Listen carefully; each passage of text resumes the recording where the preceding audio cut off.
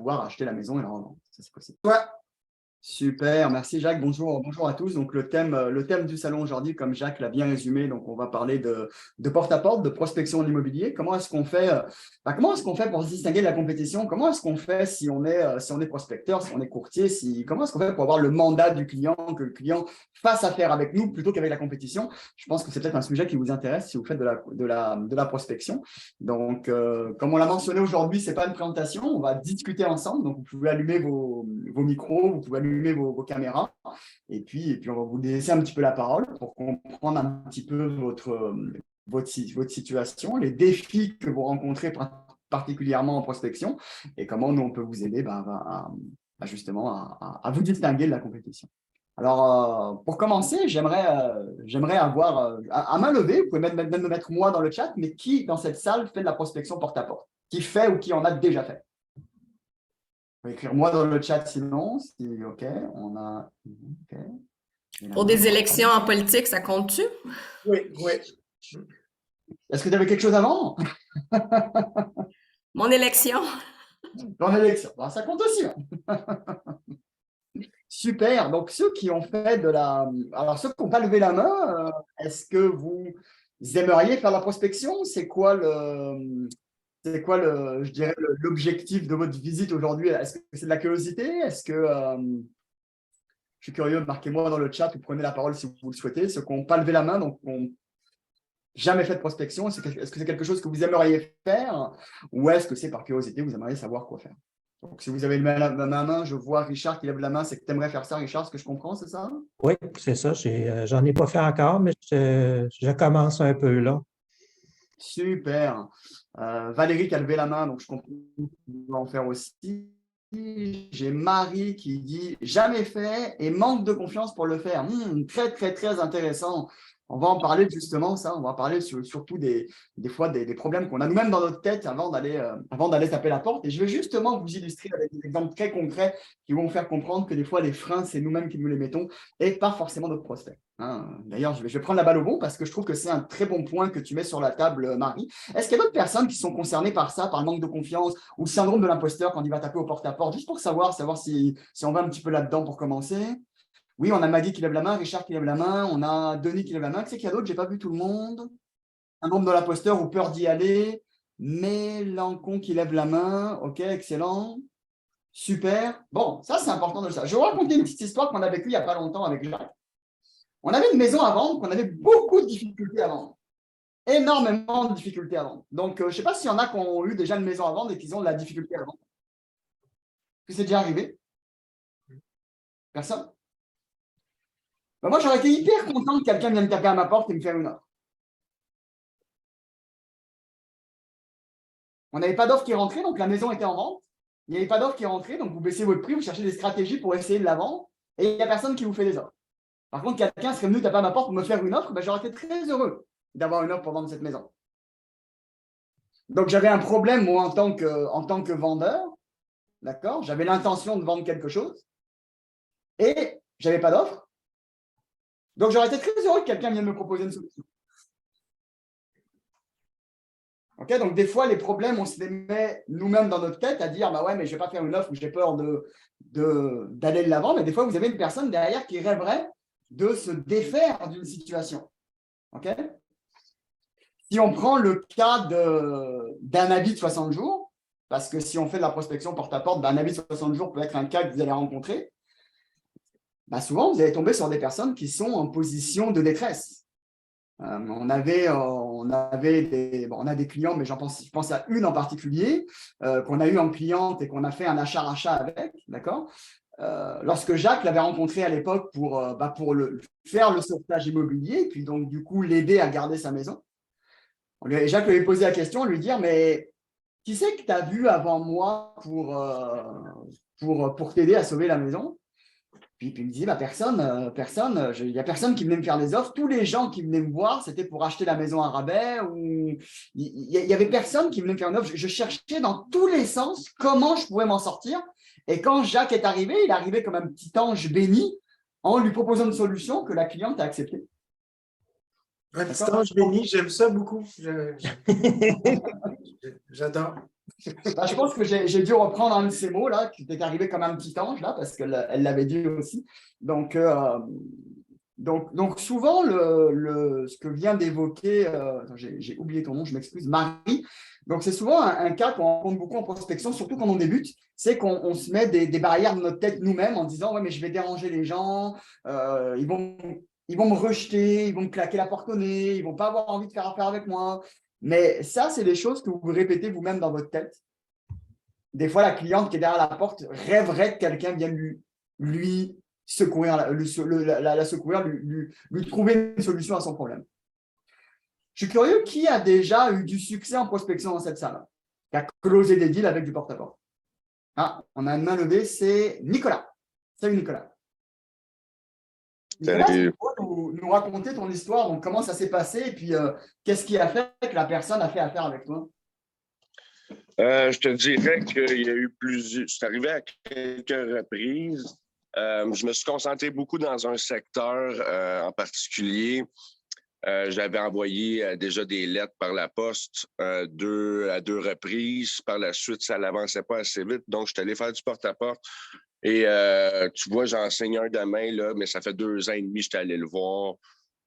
J'en ai signé, je te dirais, peut-être 2 à 3 par année là, depuis que j'ai fait ça, il y a environ 3 ans.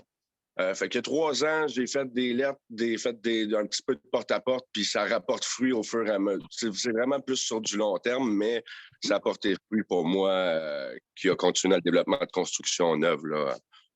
Fait que, oui. Excellent. Donc, dans ton cas de figure, le porte-à-porte, c'était dans quel but? Est-ce que c'était pour acheter la maison? Est-ce que c'était pour faire un flip? Tu m'as parlé de construction neuve. C'était quoi l'objectif de C'est la maison, c'est des secteurs qui ont changé, là, si on veut, autour des stations du REM. Donc, c'est acheter la maison démolition et construction neuve de multilogements. Là. Excellent. Alors, je suis curieux justement pour le bénéfice des gens qui ont un peu peur de faire de la prospection. Bien entendu, on va basculer sur d'autres sujets tantôt, mais je prenais la balle au bond de Marie qui a mis ça sur la table, qui est un très bon point.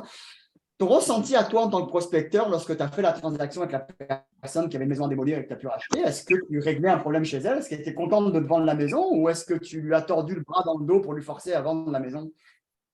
Pas du tout. C'est lui qui m'a rappelé. Il a dit que finalement, il a trouvé dernière minute un condo. Il voulait s'en débarrasser rapidement. Il a même été prêt d'attendre. Il a fallu que je quitte le bureau 3 semaines. Je viens de revenir la semaine dernière. Donc, il a été prêt d'attendre ces 3 semaines-là. Il y avait eu d'autres offres, mais il voyait qu'au fur et à mesure, mes pancartes se mettaient dans la ville aussi. Donc, il voulait faire affaire avec moi à ce moment-là parce que je l'avais déjà poké à 2, 3 reprises là, par rapport à des lettres, il voulait faire affaire avec nous autres au final. Là. Et selon toi, pourquoi est-ce qu'il a fait affaire avec toi? Il a confiance. Et il sait qu'on bâtit, donc il a confiance. Parce que je ne sais pas, si on ne l'a pas lâché, nous aussi, il sait qu'on est sérieux. Je ne pourrais pas te dire à 100%. Est-ce que tu as résolu un problème de ton client? Clairement, j'ai résolu un problème. Il y avait eu aussi un autre offre qui était un petit peu plus élevé. Finalement, ça a tombé, mais il n'y a rien de sérieux. Mais oui, j'ai résolu un problème parce que lui, il est super content là, dans le monde qu'on vit aujourd'hui. Il n'y a pas de... Il vend sans garantie légale. Il sait qu'on démolit. Il y avait eu d'autres offres que ça ne l'intéressait pas finalement parce que les gens gardaient la propriété. Fait qu'il ne voulait pas de problème avec ça. Donc, tu as résolu un problème difficile pour le client, puis finalement, il t'a rappelé parce qu'il avait tenté quand même de vendre la maison par lui-même, puis il n'y a pas eu de succès. Il t'a rappelé. Là. C'est ça. Raphaël, je te laisse continuer là-dessus. Ah oui, moi, tu me connais, Jacques, j'aime bien écouter les gens puis prendre des notes quand ils parlent. Et tu as dit des choses très, très intéressantes, Nicolas. J'aimerais juste le répéter. Donc, Jacques l'a bien résumé, résoudre un problème. Résoudre un problème, déjà, on règle un problème chez quelqu'un. Donc, effectivement, il a envie de faire affaire avec nous. Tu as parlé de confiance. La confiance, c'est super important parce que c'est ça qui va faire qu'on ne fait pas affaire avec quelqu'un en qui on n'a pas confiance. Hein, clairement, là, moi, personnellement, je ne vendrais pas ma maison ou je n'achèterais pas un char à quelqu'un en qui je n'ai pas confiance. D'accord? J'ai besoin qu'il y ait un sentiment de confiance qui est installé. Et la confiance, tu l'as installée par quelque chose que j'ai bien aimé. Je vais reprendre le terme que tu as employé. On ne l'a pas lâché. Donc, on ne l'a pas lâché, ça veut dire que tu as fait plusieurs suivis. C'est ça que je comprends. Oui. Donc, plusieurs suivis. Donc, vous vous êtes parlé à... Oui, excuse-moi. Oui. À plusieurs reprises, des suivis. Pas juste lui nécessairement, parce qu'il faisait partie d'un secteur que je visais en général, mais du fait qu'on ne l'a pas lâché, il y a eu 2 lettres de notre part, 2 lettres différentes. Par la suite, veut pas, il voit nos pancartes, il voit la construction.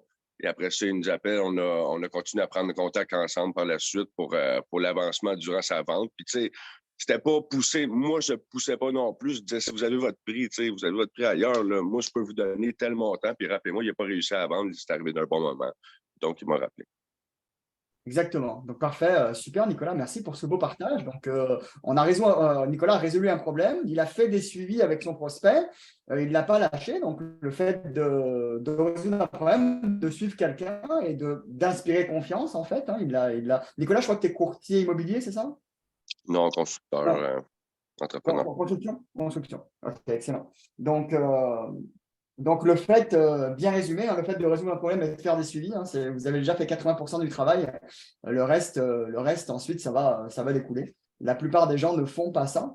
C'est-à-dire qu'ils envoient une lettre, ils tapent une fois une porte et puis ensuite, plus jamais ils appellent le prospect ou le vendeur. Donc le fait de faire des suivis réguliers, d'avoir des échanges réguliers avec un client, et ça bâtit la confiance. Il fait qu'à la fin, vous allez arriver à une vente, un achat ou un dénouement à la fin. J'aime prendre l'exemple pour ceux qui sont en couple. Est-ce qu'il y en a qui sont en couple dans la salle ici?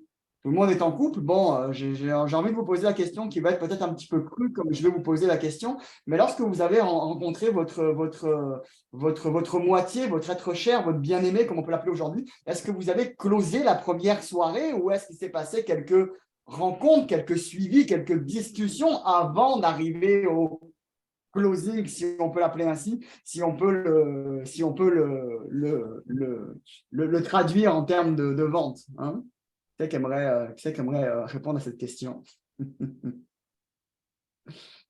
Quel genre de closing tu parles, Raphaël? C'est pas clair. Être avec la personne. Hein. Je parle pas de closing particulier, mais après, tu peux avoir toi ton closing à toi que tu veux. Maggie, elle demande si c'est pour une soirée ou si c'est pour la vie, je pense. C'est ça. Exactement. Et moi, ça fait 15 ans que je suis mariée, puis écoute, ça s'est passé le premier soir, c'est un coup de foudre, puis ça dure depuis 15 ans. Bon, félicitations. Est-ce que c'est pour tout le monde pareil dans la salle ou est-ce que… Pour moi, ça s'est passé quand même en quelques fois. Quand même. On s'est vu, on a bu un verre, il y a eu quand même une relation qui s'est bâtie pour ensuite… moi aussi, ça fait 15 ans que je suis avec ma bien-aimée. Donc ça ne s'est pas fait, tout le premier soir. C'est un petit peu pareil dans vos ventes, hein, dans vos relations avec vos clients, pour inspirer la confiance, surtout en 2022 où on est bombardé par de l'information. Pour inspirer la confiance, il est important qu'on ait plusieurs tentative avec quelqu'un, surtout avec un client ou un prospect, pour arriver au dénouement, pour arriver à une vente. Super. J'aurais une question à poser à tout ce beau monde-là. Quand vous arrivez chez les gens, là, vous frappez à la porte, là, puis qu'il y a ça, des pédelettes chez les gens, là, comment vous êtes reçus par les gens? Est-ce qu'ils vous disent il y a plein de monde qui sont passés, j'ai trouvé une solution, nanani, je ne veux pas vendre ma maison à rabais. Qu'est-ce qu'ils vous disent, les gens? Est-ce qu'ils vous refusent ou ils vous accueillent tout de suite? Hein? Sincèrement, Jacques, moi, mon expérience, c'est qu'ils n'ouvrent juste pas la porte. Je reste sur le pas de la porte avec les lettres. Parfait. Ils sont dans la maison, mais ils n'ouvrent pas la porte, c'est ça? Oui. Ouais. Nicolas, comment ça fonctionne pour toi? Moi, ça a fonctionné. Souvent, c'était… là, tu parles, mettons, à l'exemple qu'ils ont déjà eu des offres, exemple, pour la prospection. Oui, exactement, parce que là, maintenant, avec les logiciels qui existent, on a tous accès à cette information-là rapidement. Puis les logiciels, ils donnent l'accès à tout le monde, finalement, que quand vous y allez, vous n'êtes pas tout seul. Hein? Si vous êtes le premier, c'est fantastique, mais pour être le premier, il faut être vite sur le piton. Puis après ça, quand on arrive 2, 3 ou une semaine plus tard ou un mois plus tard, il y a beaucoup de monde qui sont passés, des lettres qui ont été reçues, des appels qui ont été faits, et puis des gens qui ont cogné aux portes. Là. Comment vous êtes reçus quand vous allez cogner aux portes? Je te dirais, quand c'est passé environ 4 lettres avec 4 conversations là, qu'ils ont eues avec du monde qui font de la prospection dans le secteur, ils sont pas mal stagnés là, mais moi, je laisse quand même toujours… vu qu'ils n'ont pas rien nécessairement de concret, c'est là où je vais essayer de déposer un offre, leur proposer d'arriver avec un offre papier qui les engage en rien. Fait qu'au moins, ils ont une première offre papier. Fait que même si oui, ils ont eu des... Parce que le monde, il se fait surtout à « Ah, ben j'ai eu des offres verbales et tout, mais ça vaut rien, des offres verbales. » Donc, moi, c'est là où j'essaie de me démarquer en leur disant « Ben regarde, ça ne vous engage à rien, je vais vous porter une offre papier, puis vous la regardez, au moins vous l'aurez là, à partir d'aujourd'hui. » Est-ce que quelqu'un qui a une autre expérience aussi? Denis, je ne sais pas si toi, tu as fait du porte-à-porte ou Jérôme? Non? Jérôme? Ouais, souvent, les gens, ils sont réticents un petit peu. Là.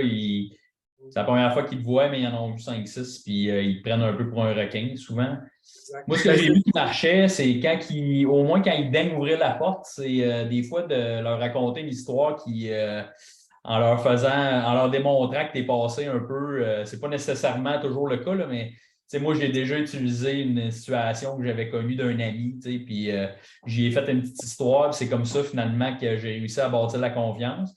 Je ne l'ai pas closé, finalement, là, mais au moins, elle m'a ouvert la porte, puis elle m'a écouté, puis fait que, je pense que les gens, il faut que tu brises cette barrière-là, là, d'écœurantite aigus qui sont sur le nerf, ces gens-là, ils reçoivent des appels de huissiers, ils reçoivent des lettres, ils reçoivent toutes sortes de... Ils ne savent pas comment s'en sortir. Puis là, toi, tu arrives avec dans ton monde de licorne, souvent, ils ne te croient pas ou ils ne savent pas s'ils peuvent te faire confiance. Fait que c'est trouver une manière de briser ça. Mais ce n'est pas évident. Les gens ne sont pas toujours réceptifs. Là. Ben, quand vous y allez, normalement, c'est parce que vous avez une intention. Là. L'intention, c'est souvent d'acheter la maison en rabais. Est-ce que je me trompe? Absolument. Et est-ce que c'est le besoin des gens? Est-ce que la majorité des Canadiens, c'est ce qu'ils veulent, vendre leur maison en rabais? Ils se lèvent un matin, ils se disent, tiens, j'ai envie de vendre ma maison en rabais. J'ai reçu un avis de 60 jours, chérie. Qu'est-ce que tu dirais qu'on vendrait la maison en rabais au premier qui vient de taper notre porte? C'est quoi Les gens veulent rester dans leur maison, il y a un attachement émotionnel à la maison. Oui, mais le rester dans la maison, il y a un attachement émotionnel, mais il y a plus qu'un attachement émotionnel. Ça fait partie de la base de la pyramide, de se loger, de se protéger, de se construire un abri. Tu sais, aujourd'hui, il pleut, il neige, il fait soleil, il y a les animaux, tu ne veux pas te faire piquer par les moustiques l'hiver ou l'été. Je veux dire, ça te prend un abri, c'est fondamental. Donc, si vous arrivez chez les hommes, vous cognez aux portes et que vous leur proposez quelque chose pour résoudre leurs problèmes, qu'est-ce qu'ils vont faire? Ils vont vous écouter. Vous allez attirer leur attention puis ils vont vous écouter. Là, vous allez pouvoir avoir un rendez-vous puis vous rendre à table. Parce que tant que vous restez dans le cadre de porte, il n'y a pas grand-chose qui se passe. Ils vont arriver à s'asseoir à table. Puis là, de proposer des choses, leur expliquer qu'est-ce qui se passe, le processus, tous les conseillers pour leur expliquer qu'ils ont des alternatives. Mais ils ont des alternatives, oui, c'est de vendre, mais ils ont aussi peut-être des alternatives de rester dans la maison. Moi, je fais mes meilleurs coups comme ça. Là. Premièrement, je vais gagner des clients que je n'aurais pas gagné autrement parce qu'ils ne veulent pas vendre la maison. Puis dans l'autre cas, des fois, ça va se transformer peut-être en que je vais acheter la propriété, je vais leur louer ou tout simplement, je vais l'acheter plus tard, mais j'ai gagné l'attention et ensuite la confiance des gens. Ça, c'est la partie la plus critique à faire, je dirais. Oui, c'est capter l'attention, capter l'attention avec comme on a parlé tantôt avec le cas de Nicolas, c'est de résoudre un problème chez quelqu'un. Cette personne est menacée d'un avis de 60 jours, donc elle est menacée de perdre sa maison. Si la personne vient taper la porte en disant écoute, j'ai une super offre à te faire, je peux t'acheter ta maison à tel prix, ce n'est pas forcément ce qu'elle a envie d'entendre. Peut-être qu'elle a envie d'entendre que tiens, je peux t'aider à garder ta maison, qu'est-ce que tu dirais qu'on s'assoit ensemble pour qu'on évalue ton dossier et voir si je peux t'aider à garder ta maison. Et là, effectivement, l'approche est différente. L'approche va dans le sens du client. J'ai rencontré des clients qui avaient des solutions, des problèmes très difficiles. Et c'est ceux-là qui sont les plus faciles à convaincre parce que quand vous arrivez à résoudre le problème difficile et puis que vous arrivez à répondre à leurs besoins en restant dans la maison, ça les arrange. Alors, on a eu le cas pas plus tard qu'hier. Pardon, excuse-moi, Jacques, finis, excuse-moi. Excuse-moi, garde ton idée, là, mais moi, j'en ai eu un cas à Sherbrooke. Les enfants habitaient dans la maison. La mère était décédée entre-temps, que quand je regardais l'index aux immeubles, tous les ratios pétaient. Mais j'avais aussi, en plus d'une hypothèque légale, en fait, j'avais un avis de 60 jours, j'avais aussi le curateur public est inscrit au registre. Et ça, c'est à peu près impossible ou très difficile à faire. Donc, en arrivant là-bas, en discutant avec les clients, parce que ce qui est arrivé, c'est quand on est arrivé à la porte, justement, Maggie ne voulait pas ouvrir la porte. Hein. J'ai bien vu qu'elle avait ouvert la fenêtre pour voir qui était à l'extérieur, mais j'ai cogné à la porte plusieurs fois jusqu'à ce qu'ils répondent. Puis là, ils ont ouvert juste un petit peu. Je me suis reculé un petit peu. Là, je leur ai montré que je n'étais pas agressif. Je leur ai montré que j'étais là pour les conseiller, pour leur dire comment ils pouvaient rester dans la maison. Puis là, ils m'ont ouvert la porte. 20 minutes après, tous mes papiers étaient signés. Là. Ça a pris seulement 20 minutes. Ça a pris 20 minutes parce que je résolvais un problème difficile pour eux, c'est-à-dire de rester dans la maison familiale qu'ils avaient perdu. Là. Mais ils avaient vraiment tout perdu. Et là, avec mon avocat, on a appelé à la caisse, on a sorti le violon, on a tout expliqué la situation. Ils nous ont cédé l'hypothèque, puis après ça, on a passé dans toutes les procédures de prise en paiement, puis on a pu acheter l'hypothèque à la maison pour une bouchée de pain. Là. Ça a été super facile à acheter. Hein. Après ça, on loge ces gens-là depuis des années. Hein. Ils nous payent à chaque année. La maison est adaptée pour eux parce qu'ils sont malades. Alors, comme ils étaient malades, déménager pour eux, c'était compliqué. Je résous un problème difficile. J'achète une maison pas chère, je peux leur financer, ressortir de l'argent, ressortir mon profit au refinancement, puis après ça, la louer, puis avoir un revenu récurrent année après année. Est-ce que j'ai acheté la propriété? Oui, mais est-ce que je l'ai acheté pour la retaper puis de la revendre plus tard avec un profit immédiat? Non, mais j'ai mon profit avec le temps. Sinon, je n'aurais jamais été capable d'acheter cette propriété-là. Comprenez? Là, je vais essayer juste de vous amener dans une autre façon de négocier de négocier avec les clients, puis il va tomber des choses des fois qui sont assez inattendues. On a plein de cas. On a eu un cas il n'y a pas plus tard qu'hier que malheureusement on a refusé, parce que des fois ça arrive. Mais c'est un client qu'on a essayé d'aider il y a quelques mois. Bon, il ne s'entendait pas avec sa conjointe, donc c'était difficile de les aider à l'intérieur. Mais c'est lui qui nous appelait, on n'a même plus besoin de le relancer. Là. Il avait reçu des lettres, il avait reçu des personnes qui voulaient acheter la maison, lui veut rester, veut garder sa maison. C'est lui qui nous appelait pour nous donner du feedback, pour nous dire voilà comment ça avance, parce que nous, on avait fait tout ce qu'il fallait faire pour l'aider à garder sa maison. Il y avait une mésentente entre lui et sa conjointe, donc ça, des fois, c'est des difficultés de couple, où ils ne s'entendent pas. Et ensuite, il s'est passé que dans son dossier, il y a eu d'autres dettes qui se sont accumulées, donc nous, la garantie ne devenait plus intéressante pour nous. Mais ce que je veux dire par là, dans l'approche de la clientèle, dans la relation qu'on avait avec le client, j'ai refusé le dossier, il m'a envoyé un texto ce matin, il nous a remercié pour notre travail, alors qu'on a refusé le dossier. Mais parce qu'on a tout fait pour lui, il ne s'est pas entendu avec sa conjointe, donc après ça malheureusement on ne peut pas rentrer à l'intérieur d'une relation, mais en tout cas il a apprécié le fait qu'on était quand même là pour l'aider à conserver sa maison. D'accord. On a eu un autre cas aussi qu'on a fait il n'y a pas tellement longtemps, une maison qui était à Saint-Hubert, Jacques, où on était arrivé, c'était Guimont qui avait trouvé cette transaction. Guimont, il est sur l'appel. On était rentré avec le client pour une consolidation de dette. Donc, on a fait un petit prêt, je crois que c'est un petit prêt de 50 000 $. On a fait une petite consolidation de dette. Donc, on avait prêté l'argent, on l'avait replacé dans une banque. Donc, on avait redressé le crédit, on l'avait renvoyé chez un courtier de notre équipe pour qu'il refinance le client, leur place dans une banque. Et ensuite, ce client a eu d'autres problèmes financiers, il s'est fait frauder. Donc, il est retombé en défaut. Il n'a pas encore reçu l'avis 60 jours. Quand il est tombé en défaut, il se passe un petit peu de temps avant qu'il reçoive l'avis de 60 jours. Sauf la première personne qu'il a appelée, qui c'est? C'est Guimont. Il a dit j'ai encore des problèmes. Donc, finalement, il a rappelé Guimont. On a retravaillé le dossier. Là, le profil avait un petit peu changé. C'est transformé en achat-rachat. On a acheté la maison pour qu'il puisse la garder, sinon il l'aurait perdu. Donc, ça veut dire que c'est quand même des dossiers où vous pouvez entrer par d'autres portes qui ensuite se transforment en dénouements très intéressants. Il y a des petits dénouements, comme des fois, c'est juste un petit prêt privé de quelques dizaines ou centaines de milliers de dollars, qui est quand même intéressant. Et des fois, ça se transforme en achat-rachat, qui est très, très intéressant. Et là, on est passé devant toute la compétition. Il n'y avait aucune personne qui était capable de faire ce que l'on fait. Ben oui, il y a plusieurs années, moi, j'ai travaillé les avis 60 jours. Là, je ne les fais plus parce qu'il y a trop de compétition, mais ce qu'on a fait, Raphaël et moi, c'est qu'on a développé un logiciel qui nous permet d'identifier les clients qui ont un fort potentiel de vendre leur maison. Par exemple, je vais vous donner un type de client à qui ça arrive. Il y a des clients qui font un prêt privé en deuxième rang, ils en font un deuxième après, puis après ça, ils tombent chez un prêteur privé particulier, je ne vous le nommerai pas parce que c'est ma petite recette, là.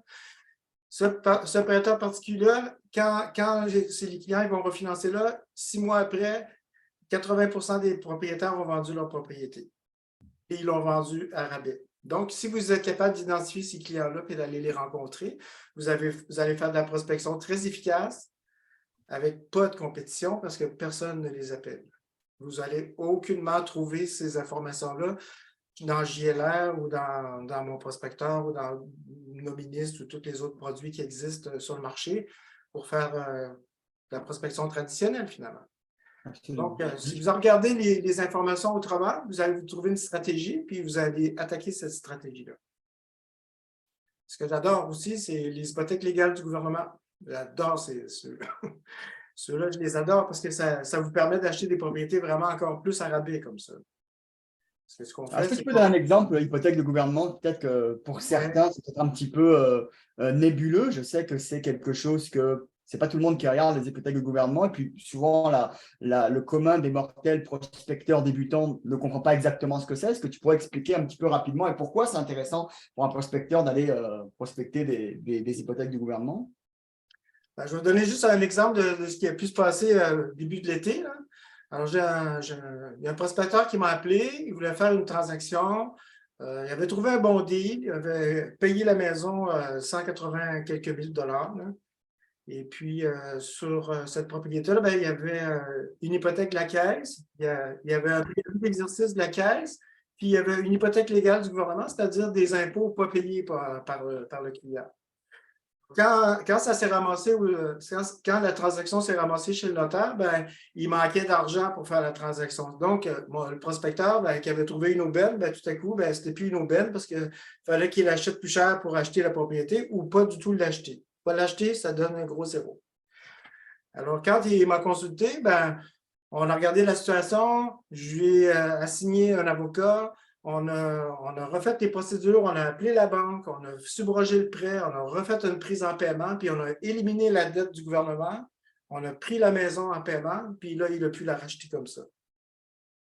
Et là, tout le monde était lui-même, il a même acheté 20 000 $ moins cher. Et donc, ça a permis de faire la transaction, mais d'une façon différente. Sinon, vous n'auriez pas facile de faire une transaction comme celle-là.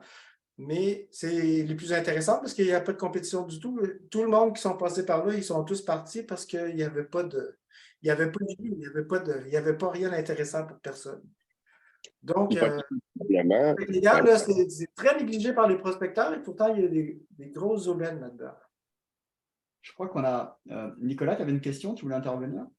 Oui, bien dis-moi, Jacques, des hypothèques du gouvernement, les hypothèques légales, c'est facile d'avoir des alertes là-dessus, mais des hypothèques du gouvernement, avoir juste des alertes sur des hypothèques du gouvernement, ça se fait-tu? Ben, nous autres, avec notre robot, on les cherche, ces propriétaires-là, puis on cherche aussi ceux qui ont fait des prêts privés avec d'autres, donc qui sont dans des situations qui ont vraiment envie de s'en sortir.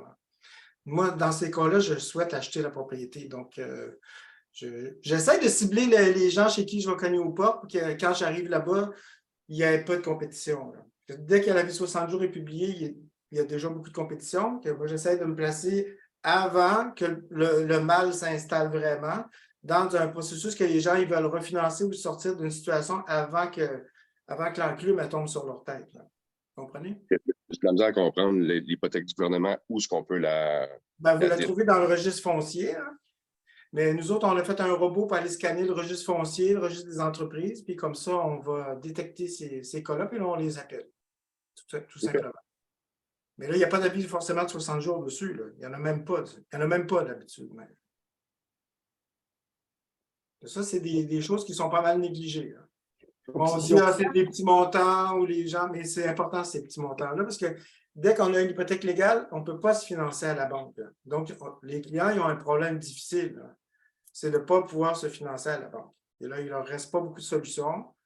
Ça peut être un prêteur privé généralement ou de vendre la propriété.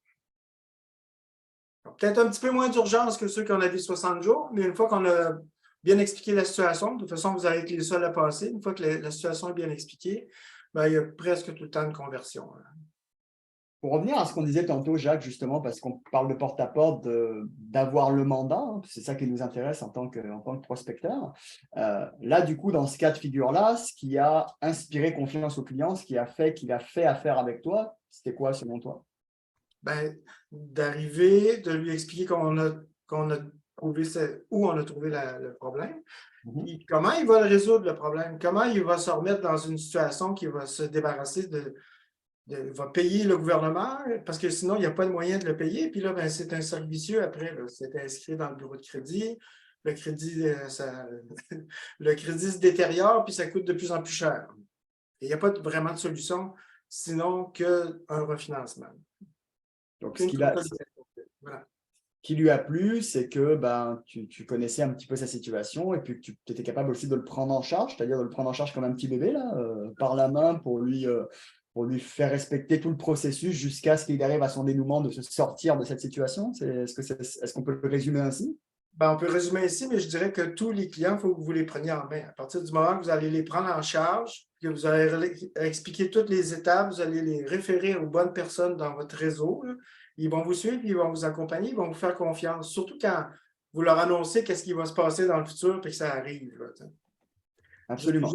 Une fois, j'étais allé à quelque part, la dame avait reçu un avis 60 jours. Puis là, je suis en train de discuter avec elle. Puis là, je lui dis, bientôt, vous allez recevoir votre introduction d'instance pour aller au tribunal. J'avais dit ça 10 minutes après, le huissier sonnait puis lui remettait la lettre. Donc, ma crédibilité était super forte. Alors, ça a été très facile de faire le prêt. Mais même si c'était arrivé 2-3 jours plus tard, elle serait rappelée de ce que j'ai dit. Puis quand je l'aurais rappelé, je l'aurais ressollicité, ben, j'aurais eu un accueil, j'aurais eu une réponse. Bon, puis pour garder le contact avec les clients, il a dit tout à l'heure, Nicolas, c'est super important de garder un contact. Ben, c'est important d'avoir, comme nous, on a développé un CRM, ben, on est capable de réécrire à nos clients régulièrement. Donc, on reste toujours en contact avec eux. À un moment donné, ben, ils reviennent. Moi, j'ai des clients que l'année passée, ils n'ont pas voulu faire affaire avec nous, mais en leur renvoyant des courriels, ben, cette année, ben, ils disent « OK, là, je suis prêt. » Mais tout est dans le suivi, en fait. Si vous avez des bonnes solutions, répondez aux clients, aux besoins de vos clients, puis en plus, vous faites un suivi, vous allez être gagnant à long terme. Et vous serez surpris des fois d'où peut venir le problème. On a eu le cas récemment où un client qui est déjà chez un prêteur privé, ok, on se dit, bah, tiens, mais qu'est-ce qu'on va faire avec lui? Il est déjà chez un prêteur privé, il a un taux qui est correct par rapport au marché, un taux similaire à un autre en plus d'ailleurs. Qu'est-ce qu'il va faire? Qu'il va faire affaire avec nous? Pourquoi est-ce qu'il ferait affaire avec nous? Donc, on a eu ce client-là, on l'a contacté, puis en fait, il avait une très mauvaise relation avec son prêteur. Très, très mauvaise relation. Donc, tu vas te dire, ok, mais pourquoi est-ce qu'il va faire affaire avec nous? Lui, ce qu'il voulait, c'était se replacer à une banque, mais il n'avait aucune idée de comment le faire.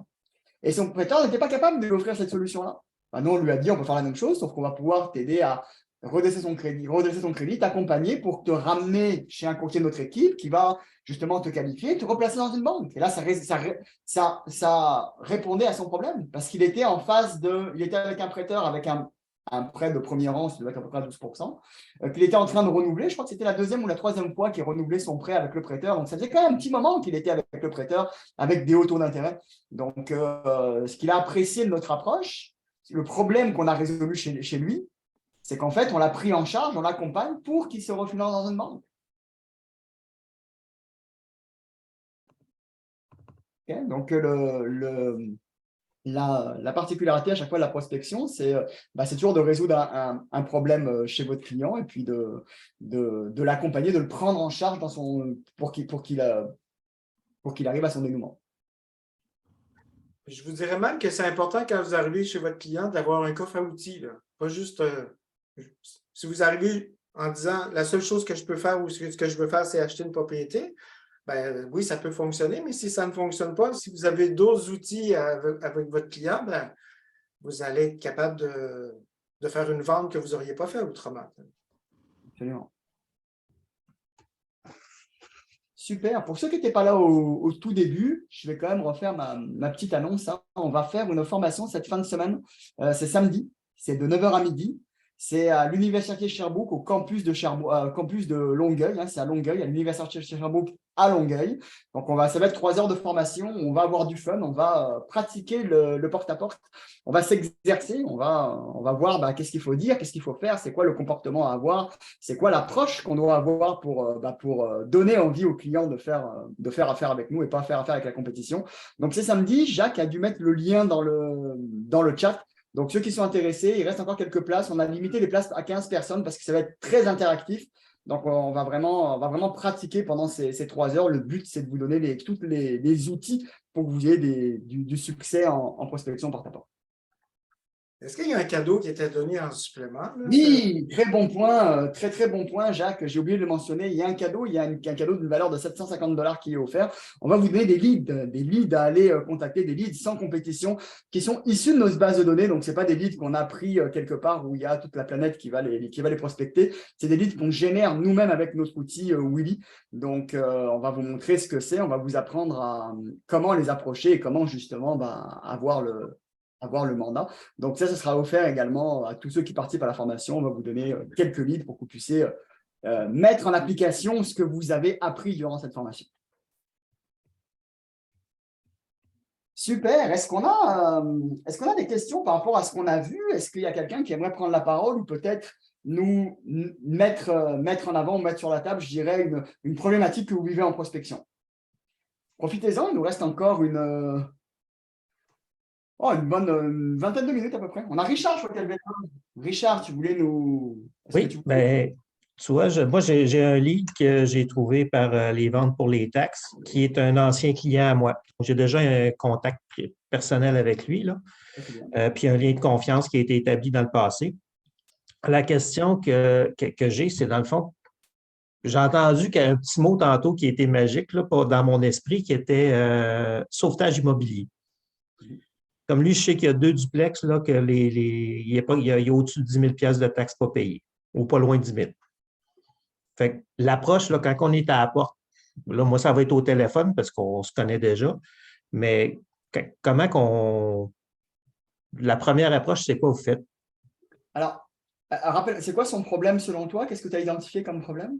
Bien, les taxes ne sont pas payées, mais ce que je sais de lui, c'est qu'il y avait une business, le genre de business qui coûte cher, puis que les revenus ont dû tomber à peu près à 0 pendant la pandémie. Fait que j'ai l'impression qu'il n'y a plus de sous, puis des dettes. Mais ça, c'est mon hypothèse, parce que je connais sa situation précédente, là. Mais dans le fond, là, pour l'instant, ces taxes ne sont pas payées à la ville. Puis il a probablement trouvé un peu de sous pour le faire, mais il y a un ensemble de problèmes pas réglés nécessairement. Donc, il y a des taxes qu'on va payer à la ville sur sa résidence principale, c'est ça? Bien, un, c'est sa résidence principale. C'est un duplex dont il y a sa résidence principale. Puis l'autre, c'est 100% locatif. OK. Et là, actuellement, il n'y a pas vraiment de revenus. En fait, nous, ce qu'on essaie Je ne connais pas cette partie-là, mais moi, je me dis, quand je l'approche, c'est quoi je lui demande? C'est quoi je lui propose? Ben, moi, je dirais, c'est comme d'aller chez le dentiste, puis tu arrives chez le dentiste, puis il dit, je vais t'arracher une dent. Tu aimes toujours ça quand le dentiste, il te regarde, puis après ça, il dit, je vais prendre une radiographie, puis ça, je vais te donner une solution pour le problème. L'idée, c'est de rassembler le plus possible d'informations pour après ça être capable de le conseiller. Dans les informations, il y a le revenu, le crédit, l'équité sur la maison, la propriété comme telle, là. Mais il y a aussi son besoin. C'est quoi qu'il veut, là? Est-ce qu'il veut avoir de l'argent? Est-ce qu'il va rétablir sa situation bientôt? Est-ce qu'il préférerait, même s'il vendait la maison, la louer et habiter dedans ou tout simplement la vendre? Mais moi, j'étais avant ça, là. Le client, il ouvre la porte 2 pouces, puis il est dans son 30 secondes pour capter son attention. Oui, il faut savoir c'est quoi son besoin. Ben, c'est quoi vous lui dites à ce moment-là?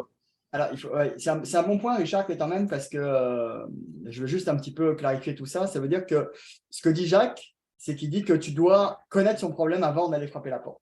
D'accord? Donc, ce qu'il est en train de te dire en parlant de radiographie, nous, on fait 2 radios quand on voit un client. Il y en a une où on a la maîtrise, l'autre, on doit demander l'autorisation du client. D'accord? Est-ce que tu connais les 2 radios ou pas? Non, je t'écoute. La première, c'est l'index aux immeubles. Donc, ça veut dire ma première radio que je fais d'un client, je sors l'index aux immeubles. Je regarde ce qui s'est passé sur la propriété.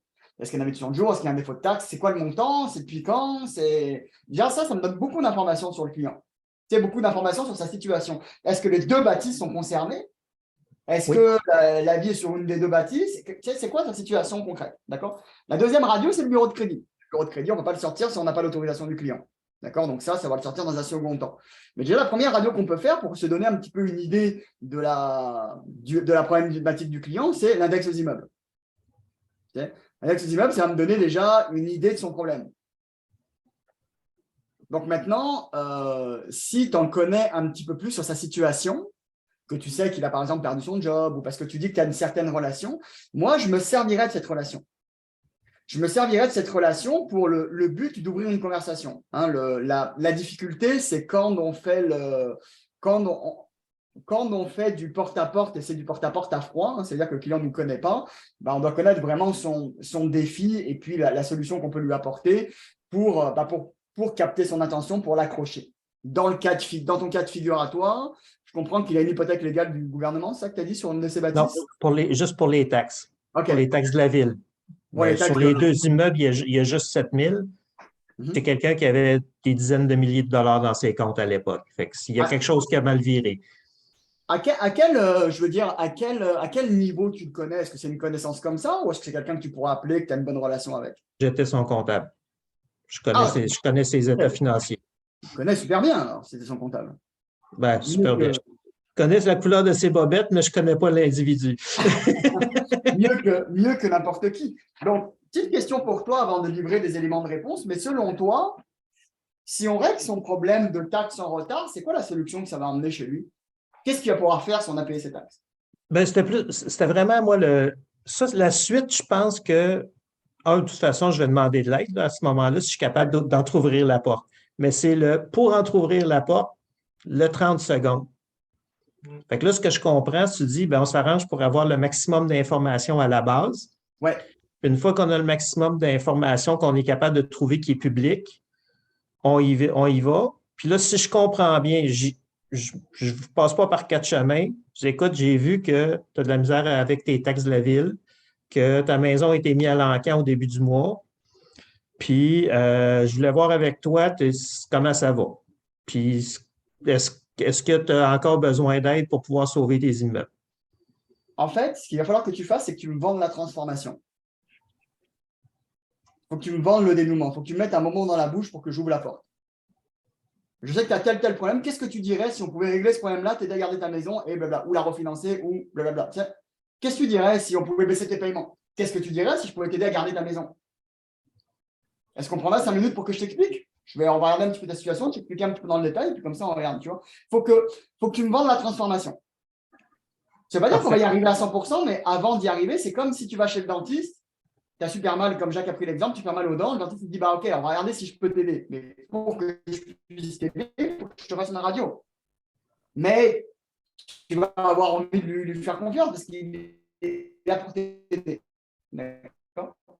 Donc l'idée, c'est qu'il faut que tu vendes la transformation. J'ai vu que tu as tel. Comment? Vas-y. Vas-y, je t'écoute, Richard, excuse-moi. Si non, c'est juste ça a coupé. Je ne sais pas si c'était pour tout le monde, là, mais c'est correct, continue. Donc oui, je disais que tu dois vendre la transformation, de dire, bah, voici ta situation actuelle et je peux t'aider à avoir tel dénouement. Qu'est-ce que tu dirais qu'on se prenne un moment ensemble pour que je t'explique comment est-ce que tu peux avoir tel dénouement? D'accord? Ou si, bon. Ça peut être est-ce qu'on peut se rencontrer, puis c'est pour faire la collecte d'informations, ou tu lui dis que tu vas le référer chez des experts qui savent résoudre ce problème-là. Et là, tu prends le rendez-vous, puis là, tu vas rencontrer les experts avec ton client. Comme ça, ben, le témoin se passe bien, puis en même temps, ben, tu apprends. Parfait. Et donc, nous, on est des experts en passant. C'est juste, oui. Tu t'en cherches, là.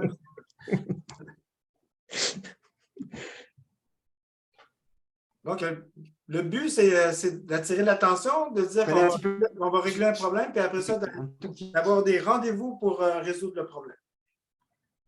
On ne sait pas comment on va le résoudre le problème, mais on va trouver les solutions les plus optimales pour résoudre le problème. Ça peut être du financement, racheter la propriété pour qu'il reste dedans, lui laisser du temps pour qu'il ait le temps de vendre la maison, mais pas de le laisser dans cet état. Parfait. Est-ce qu'il y a une autre question? Jean, je ne sais pas s'il est parti. Excellent. Ouais. Sébastien doit avoir une petite question. J'aimerais poser la question à ceux qui veulent ceux qui veulent participer, le défi numéro 1 que vous rencontrez. S'il y en a qui ont des défis, s'ils veulent raconter une histoire qui a été un défi pour eux et qui a été une problématique, on peut vous aider là-dessus. Lorsque vous avez fait de la prospection. Ouais, vas-y Sébastien, il faut que tu allumes ton micro, si tu veux qu'on t'entende. Il faut que tu allumes ton micro. J'avais enlevé ça à cause du lave-vaisselle tantôt. Ah, pas de problème. Ouais, c'est ça. Ben, moi, je peux partager peut-être. Tantôt, on parlait du syndrome de l'imposteur, là. Puis, tu sais, moi, j'étais allé dîner avec deux personnes qui ont quelques immeubles à des places, en tout cas, un peu loin de chez nous, là, mais bon. Puis, tu sais, eux, il y avait un avis de 60 jours sur une propriété commerciale avec un pub dedans.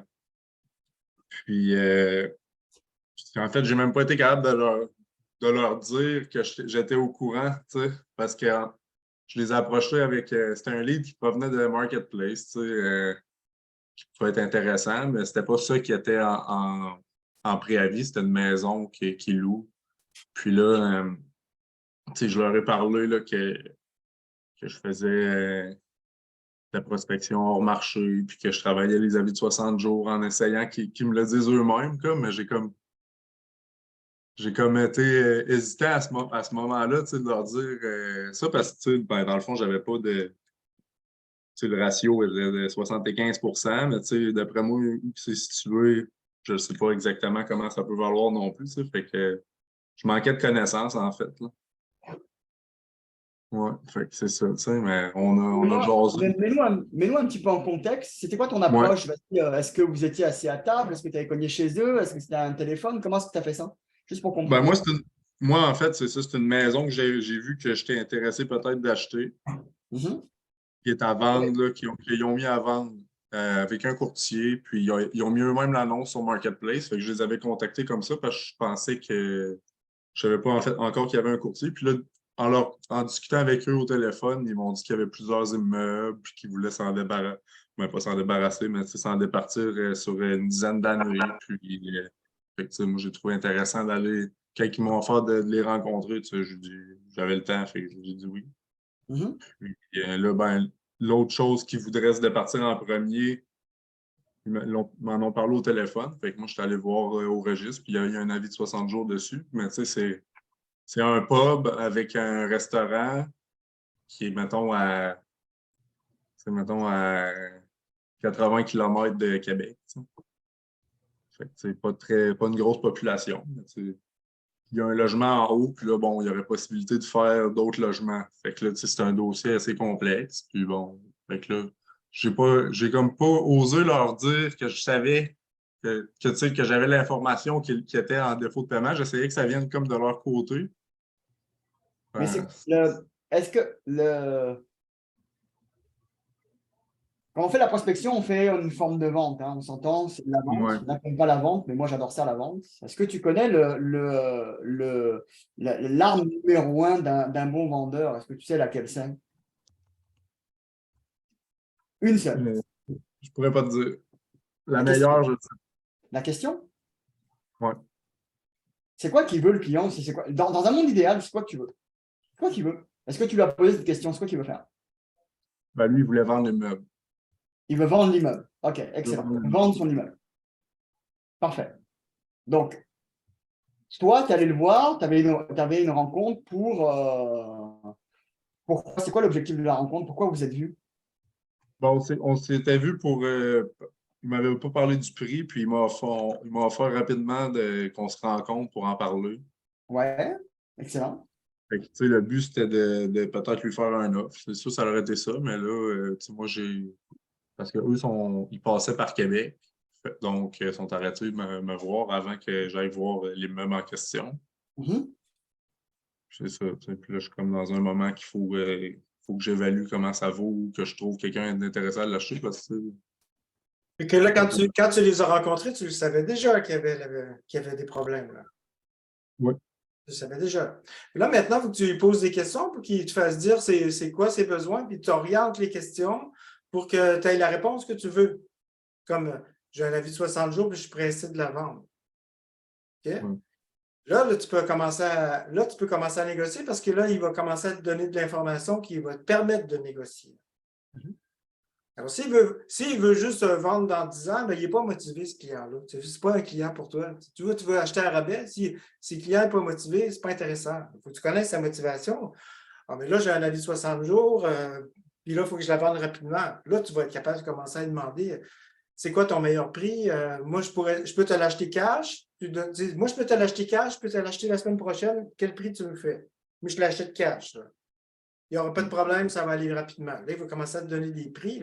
Là, tu vas pouvoir commencer à négocier avec lui. Là. Mais est-ce que ton intention à toi, c'est d'acheter l'immeuble? C'est quoi l'intention de la rencontre? C'est pour voir ce que c'était ou est-ce que… Ben, cet immeuble-là, non, mais ben, tu sais, ça aurait été peut-être de vendre le PA vu que c'était hors marché, mais je pense que c'est quand même trop serré avec les ratios qu'ils ont. Là, mais vous n'êtes pas entendu sur un prix. Là, ben, il m'a parlé du prix qu'il veut, tu sais, puis c'est, mettons, tu sais, c'est ça. C'est ce qu'on discute souvent, nous autres, il y a le désir et le besoin. Hein, c'est complètement deux choses différentes. Le désir, là, c'est de vendre sa maison le plus cher possible, puis ton besoin, ben, c'est de pas tout perdre. Là, il y a la pondération à faire entre les deux. Là. Puis souvent, le désir, on ne l'assouvit pas toujours. Mais son besoin, il faut le faire, il faut l'assouvir. Donc, il faut aller dans le besoin, pas dans le désir.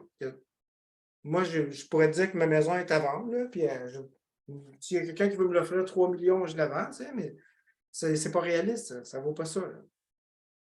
Et j'aimerais juste complémenter aussi, c'est quand tu rentres en négociation, il faut que on négocie pour acheter. On ne négocie pas pour voir. Parce que négocier pour voir, si tu tombes sur une personne d'affaires qui a l'habitude de négocier, ben, il ne donnera jamais ses meilleures conditions. Tiens. Il y a une phrase qui est magique en négociation, c'est « si je, est-ce que tu ?» Si je te fais une PA tout de suite, pas de conditions maintenant, là. Est-ce qu'on s'entend pour quel prix? J'ai ma preuve de financement, j'ai tout ce qu'il faut. Là, je suis puissant en égo, je suis fort en égo parce que j'ai du concret. Si tu me dis, bah, c'est quoi ton meilleur prix? Bah, je vais te revenir, je vais voir. Moi, en tant que vendeur, je ne suis pas très, très motivé à te donner des conditions intéressantes pour toi, tu comprends? Donc là, si je dois revenir un petit peu au sentiment de l'imposteur que tu parlais tantôt, là, ce que tu vas avoir besoin, c'est faire tes devoirs sur la bâtisse, d'accord? Avant de rentrer en négociation, il faut que tu fasses tes devoirs. Sur l'index, tu as une idée de combien ça vaut, tu as une idée de ce que tu veux faire avec, et que tu sois backé derrière avec le financement, tout le bazar, que tu aies une entente avec un prêteur, que tu travailles avec des gens, des investisseurs qui veulent travailler avec toi, investir avec toi. Tiens. Parce que la difficulté, c'est de dire je vais te signer une PA et puis je mets plein de conditions dedans pour me sortir, tu vois. Mais moi, si je suis vendeur et je suis pressé, si j'y connais rien, peut-être je vais me faire avoir. Mais si je connais mon affaire, là, je ne vais jamais signer de PA si ce n'est pas solide. Tiens. Je ne donnerai jamais les meilleures conditions si ce n'est pas solide. Tu comprends? Ça veut dire que pour te donner de la confiance, il faut que tu sois backé en arrière de toi. Il faut que tu sois solide lorsque tu vas faire une offre. Et là, tu vas avoir les meilleures conditions. Il faut que ton client soit motivé. Il faut que tu connaisses ses motivations. En connaissant ses motivations, tu vas être capable plus facilement de négocier avec. Ouais. Moi, si je ne parle pas à la bonne personne et qu'elle n'est pas motivée, s'il n'y a pas un sentiment d'urgence, je perds mon temps. Je mon temps de m'en aller ailleurs. Absolument. Comme quand il y a du monde qui m'appelle, j'aimerais ça acheter une maison un jour. Non, ça ne m'intéresse pas. Je n'ai pas grand-chose à discuter avec toi. C'est un jour, puis ce n'est pas précis. Je ne sais pas ce que tu veux, puis je ne l'ai pas, cette affaire-là. Mais s'ils me disent je viens de perdre mon logement, j'ai 3 enfants, ça me prend 3 chambres dans telle ville, puis j'ai ça, mon budget, là, je peux parler. Parce que là, on a eu le cas il n'y a pas longtemps, Jacques, avec une maison qu'on avait à vendre. On était avec un courtier. Il y a quelqu'un qui vient visiter la maison et puis il dit « Ouais, mais elle est un peu chère cette maison, c'est quoi le meilleur prix ?» Le courtier m'appelle et il me dit « C'est quoi ton meilleur prix ?» Je dis bah, « Tu sais quoi, demande-lui qu'il rentre une offre d'achat. » Il n'a jamais rentré l'offre d'achat. Donc moi, je ne lui donne pas mon meilleur prix. Tu comprends? Donc, une personne qui est expérimentée derrière, bah, j'ai aucun intérêt de jaser pour jaser. Rentre-moi quelque chose de solide et là, on va discuter. Tu m'as rentré la promesse d'achat, tu as déjà accepté, tu as fait une contre-offre, peut-être que, on rentre, on a un pied dedans, on rentre dans une vraie négociation qui va rentrer à un dénouement. Mais aussi bien vendeur qu'acheteur, si tu es avec une personne d'expérience, moi, quelqu'un, par exemple, j'ai quelque chose à vendre et qui veut me l'acheter, s'il ne bouge pas, je ne bouge pas.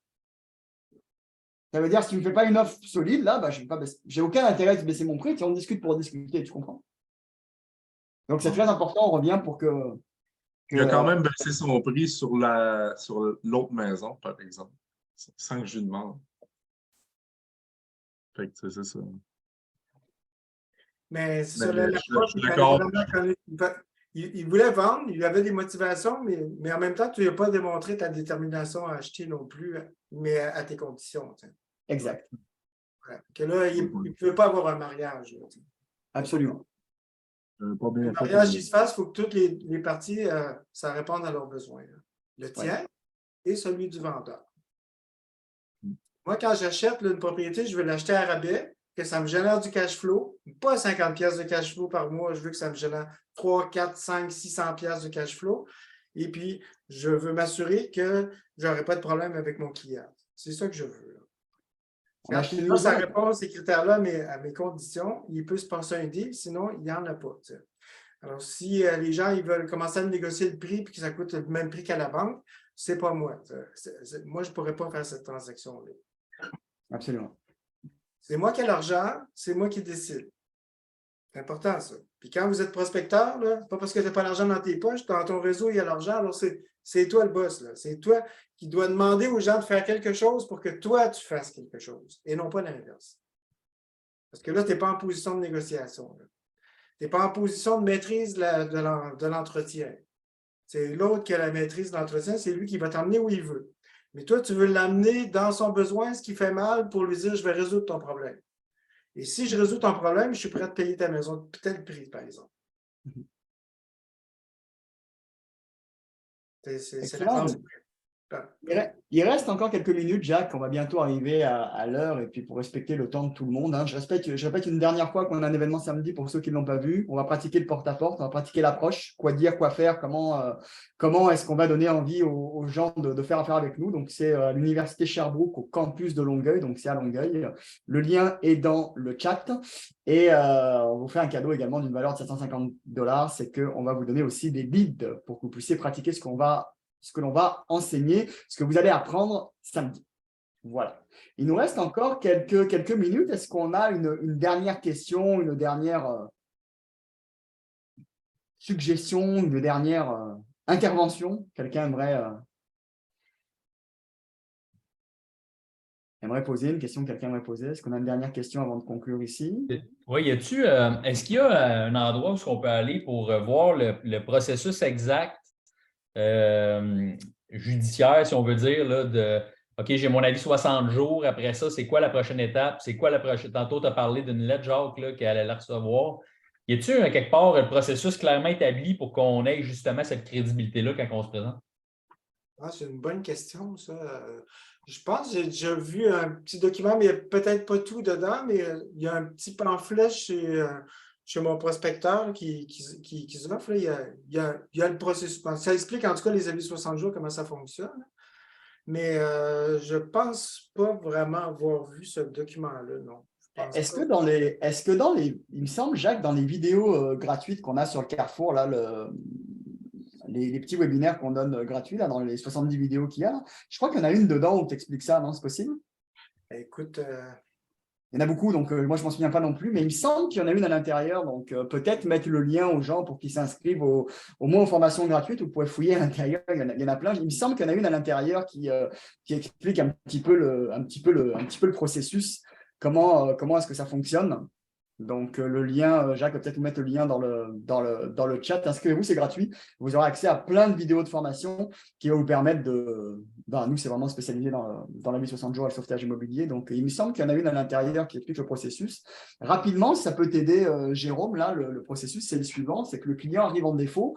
En général, entre 30 et 60 jours après, il reçoit l'avis de 60 jours. Donc, il reçoit l'avis du créancier en disant, bah, tiens, voilà, il faut que tu me payes, là, tu es en défaut de paiement. Et à l'issue de cet avis de 60 jours, le créancier va faire ce qu'on appelle une requête introductive d'instance. Ça veut dire que le délai de 60 jours a été expiré Et là, le créancier va dire, bah, maintenant, le délai de 60 jours est passé, je demande une audience au juge pour faire juger mon dossier là, pour que je puisse récupérer la maison.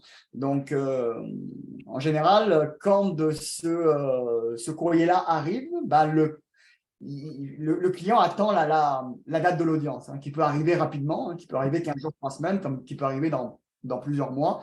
Ça dépend de la ville, ça dépend de la région, ça dépend à quel niveau je dirais les tribunaux sont engorgés au moment où on se parle. Mais c'est ça un peu la procédure, hein.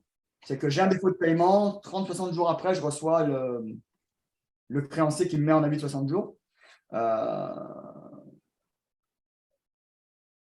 Et à l'issue de l'avis de 60 jours, la requête introductive d'instance qui est là, la dernière ligne droite avant de passer chez le juge.